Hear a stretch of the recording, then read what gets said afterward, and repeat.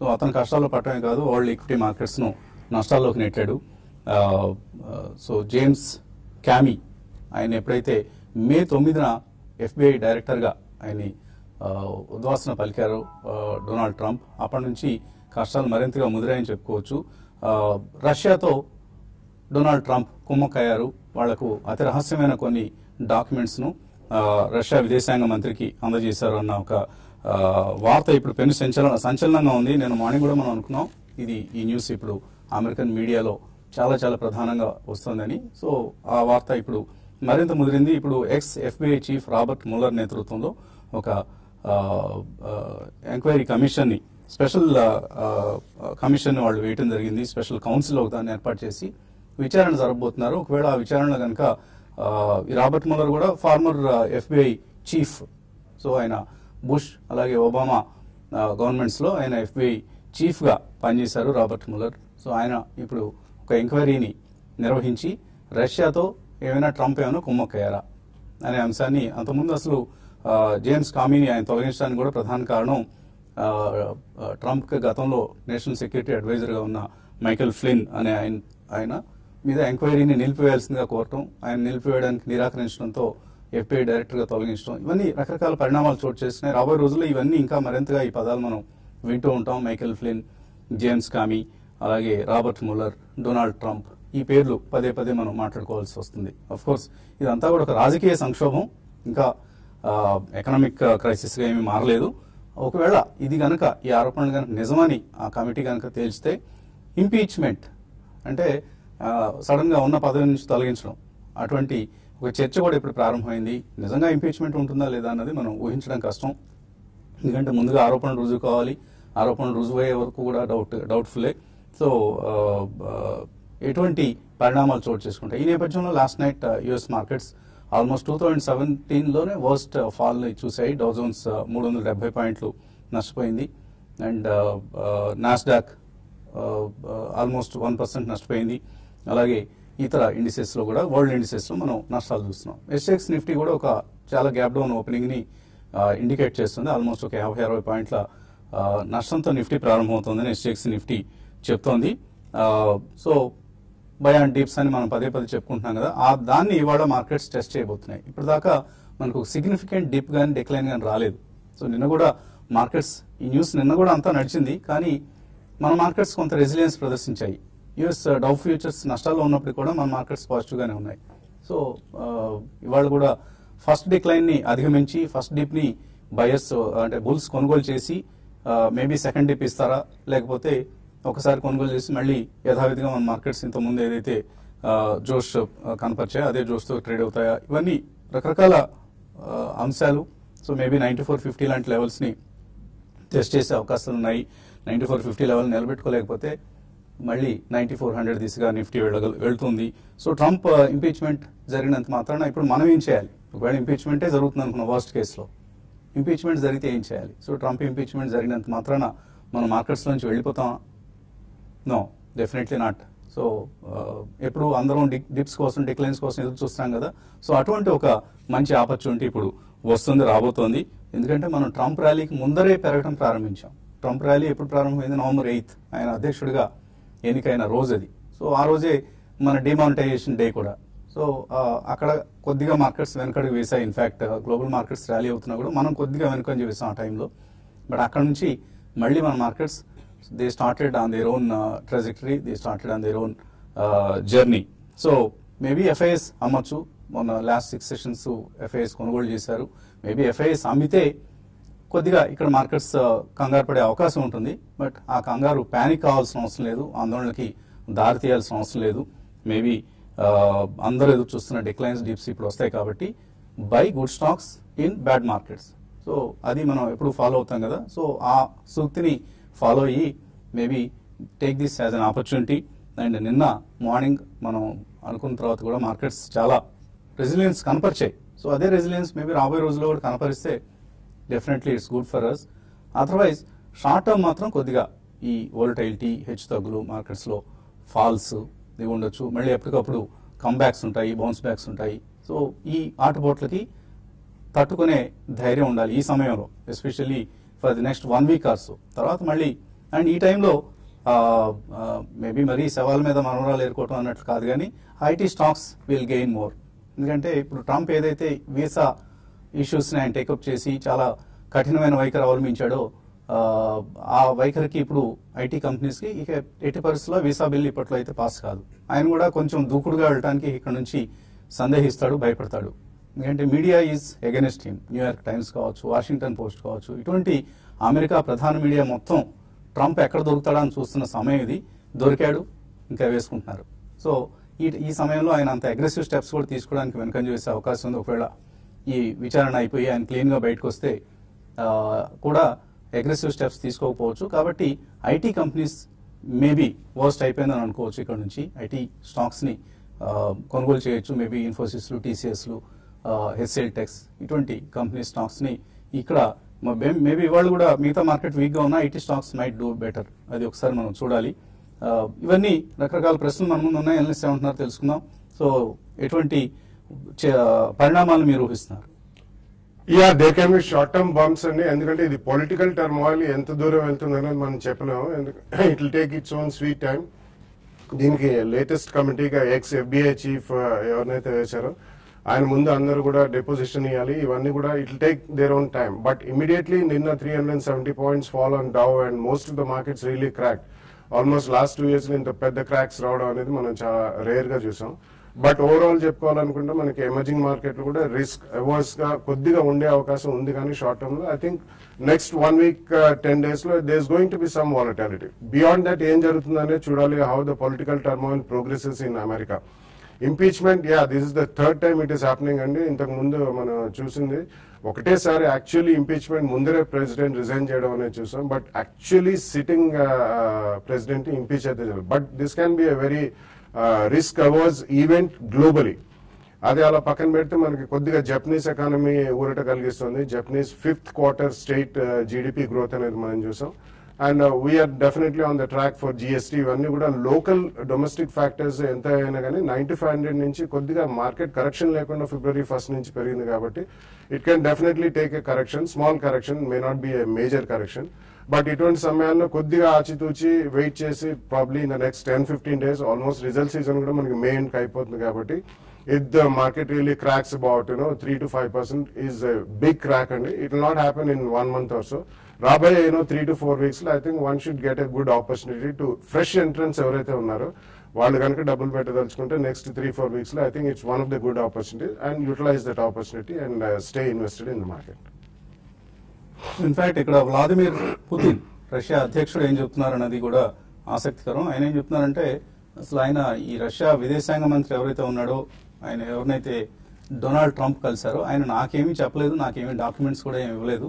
So ఒకవేళ documents కనుక అతను ఇవ్వకపోతే అతను దోషి. ట్రంప్ ఆయనకి డాక్యుమెంట్స్ కానీ ఇన్ఫర్మేషన్ కానీ ఇచ్చి అవి నాకు తెలియకపోతే మాత్రం అతను నిస్సందేహంగా ఈజ్ ఏ క్రిమినల్, అతని మీద కూడా విచారణ జరపాలన్న ఒక అంశాన్ని ఆయన చెప్తున్నారు. సో రకరకాల చిక్కుల సమస్యల వలయంలో డొనాల్డ్ ట్రంప్ చిక్కున్నట్లుగా కనిపిస్తోంది. సో జస్ట్ 3 నాళ్ళు ముచ్చటే అవుతుందా అతని ప్రెసిడెన్సీ, లేకపోతే దీనిలోంచి ఆయన నిర్దోషిగా బయటపడి కొనసాగుతారా? ఇది ప్రశ్నార్థకం. సో ట్రేడర్స్ ఏం చేయాలి వాటి గ్యాప్ డౌన్ ఓపెనింగ్ లో? ఈ రోజు కొంచెం డిఫికల్ట్ ట్రేడింగ్ పరంగా కొంచెం కష్టంగా ఉండొచ్చు అనుకుంటాను. ఎందుకంటే మార్కెట్స్ ఒకసారి గ్యాప్ డౌన్ ఓపెన్ అవుతాయి, తర్వాత అక్కడ నుంచి ఇంకా పడుతుందా లేదా అక్కడ నుంచి రికవరీ ఉంటుందా అనేది కూడా చూడాల్సి ఉంటుంది. ఐదర్ సెకండ్ హాఫ్ లో కొంత సెల్లింగ్ అనేది ఉండవచ్చు. అంటే 12:30 తర్వాత యూరోపియన్ మార్కెట్స్ కి ముందు తర్వాత కొంచెం సెల్లింగ్ అనేది ఉండొచ్చు. అప్పటి వరకు అదే 50-60 పాయింట్ల రేంజ్ లో -50-60 పాయింట్ రేంజ్ లో ఉంటుంది. అయితే యుఎస్ మార్కెట్స్ ఇంతకు ముందుకి ఇప్పుడు కొంచెం మనకి డైనమిక్స్ మారాయనుకోవచ్చు. ఎందుకంటే యుఎస్ మార్కెట్లు ఆ విధంగా పడితే ఏషియన్ మార్కెట్స్ లో పెద్ద రియాక్షన్ అనేది లేదు. ఈవెన్ హ్యాంగ్ సెంగ్ కూడా చూసుకుంటే 60-70 పాయింట్లు మైనస్ లో ఉంది. అయితే నిన్న ఏషియన్ మార్కెట్స్ అన్ని కొంచెం పడ్డాయి. ఇంతకు ముందులాగా అంత కరెక్షన్ అనేది మన మార్కెట్ లో కూడా రాకపోవచ్చు. నిన్న కూడా చూసాం మన మార్కెట్ లో వరల్డ్ వైడ్ గా అన్ని మార్కెట్స్ ని అవుట్ పర్ఫార్మ్ చేసింది అని చెప్పొచ్చు. ఈ రోజు కూడా సేమ్ అంతే, అవుట్ పర్ఫార్మ్ చేయకపోయినా కూడా ఎంతో కొంత మంది పెద్దగా పడడానికి అంటే ఇప్పుడున్న పరిస్థితిని బట్టి ఎంత పెద్దగా పడకపోవచ్చు. బట్ ఇది మంచి బయింగ్ ఆపర్చునిటీ అంటాను. అయితే F&O లో బాగా లాంగ్స్ ఉన్నాయి, అదొక్కటే కొంచెం మార్కెట్ మరింత కిందకి తీసుకెళ్లే అవకాశాలు కూడా ఉన్నాయి. కాబట్టి ఆ లాంగ్స్ అనేది లాంగ్స్ కొంచెం కట్ చేసుకొని కొంత షార్ట్స్ బిల్డ్ అయితే మళ్ళీ ఒక లెవెల్లో మార్కెట్ ఆగడానికి అవకాశం ఉంటుంది. 9450 దగ్గర నిఫ్టీకి సపోర్ట్ షార్ట్ టర్మ్ కి. అది కానీ బ్రేక్ అయితే 9350 అంటే ఇక్కడ నుంచి ఒక 120 పాయింట్స్ దాకా పడడానికి అవకాశం ఉంది. బ్యాంక్ నిఫ్టీ విషయానికి వస్తే బ్యాంక్ నిఫ్టీ గతంలో 22,800 దగ్గర చాలా స్ట్రాంగ్ సపోర్ట్ ఉంది. ఇప్పుడు కూడా అదే పాయింట్ దగ్గర చాలా స్ట్రాంగ్ సపోర్ట్ ఉంటుంది. అది బ్రేక్ అయితేనే బ్యాంక్ నిఫ్టీలో ఫర్దర్ వీక్నెస్ అనేది రావడానికి అవకాశం ఉంది. ఇక సెక్టర్ పరంగా ఐటీ ఒకటి రోజు బౌన్స్ బ్యాక్ కావచ్చు, అదేవిధంగా కొన్ని ఫార్మా స్టాక్స్ కూడా బౌన్స్ బ్యాక్ అయ్యే అవకాశం ఉంది. తర్వాత హై బీటా స్టాక్స్ లో ఈ రోజు ఫస్ట్ హాఫ్ లో కొంచెం స్ట్రాంగ్ ఉన్నా కూడా సెకండ్ హాఫ్ లో మార్కెట్ రికవరీ కానీ లేదంటే మాత్రం ఈవెన్ హై బీటా స్టాక్స్ లో అన్నింటిలో కూడా సెల్లింగ్ రావచ్చు. రిలయన్స్ ఇన్ఫ్రాని, రిలయన్స్ క్యాపిటల్ రెండింటిని కూడా హయ్యర్ లెవెల్స్ లో సెల్ చేయమంటాను. ఈవెన్ కమాడిటీ స్టాక్స్ లో కూడా కొంత ఈ రోజు సెల్లింగ్ రావచ్చు. అయితే ఎక్సెప్షనల్ గా రిజల్ట్ బాగా వచ్చిన టాటా స్టీల్ లాంటి స్టాక్ లో ఎటువంటి పరిస్థితుల్లో సెల్ చేయొద్దు. ఎవరీ డిప్ లో బయింగ్ ఆపర్చునిటీగా తీసుకోమని చెప్తాను. ఆ తర్వాత ఆయిల్ అండ్ గ్యాస్ స్పేస్ లో కూడా ఈ రోజు కొంత సెల్లింగ్ రావడానికి అవకాశం ఉంది. ఓవరాల్ గా మార్కెట్స్ మిడ్ క్యాప్ లో కూడా బాగా సెల్లింగ్ రావచ్చు. కాబట్టి మిడ్ క్యాప్ లో ఇప్పుడు ఫ్రెష్ బయింగ్ అనేది ఇమీడియట్ గా ఎవరు కూడా చేయొద్దని చెప్తాను. కొంచెం వెయిట్ చేసి మార్కెట్స్ మళ్ళీ ఈ గ్లోబల్ ఈ అన్సర్టెనిటీ తగ్గినాక అప్పుడు మళ్ళీ ఫ్రెష్ ఇన్వెస్ట్మెంట్ చేయమని చెప్తాను. ఓకే అండి. సో ఇన్వెస్టర్స్ నుంచి కాల్స్, మెయిల్స్ తీసుకునే ముందు కాసేపు ప్రకటన.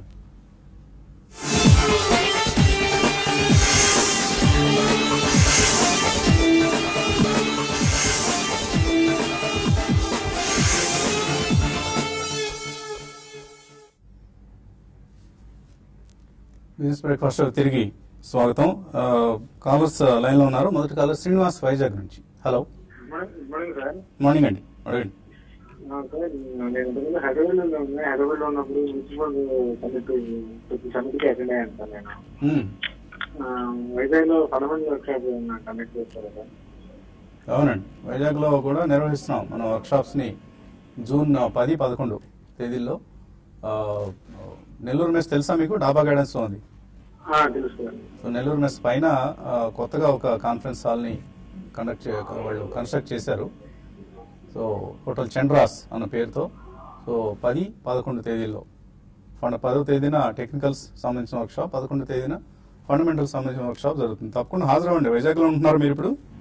అవును సార్, తప్పకుండా. యా, సో వీలైతే 2 సెషన్స్ కి లేదా కనీసం 1 సెషన్ కైనా హాజరయ్యేందుకు ప్రయత్నం చేయండి. తర్వాత కాలర్ విజయవాడ నుంచి కిరణ్. Hello sir. నమస్తే సార్. నమస్తే అండి, అడగండి. సార్, నేను డిహెచ్ఎఫ్ఎల్ 280 నుంచి ఎక్వైర్ చేశాను సార్. మొత్తం నేను అమ్మేశాను సార్.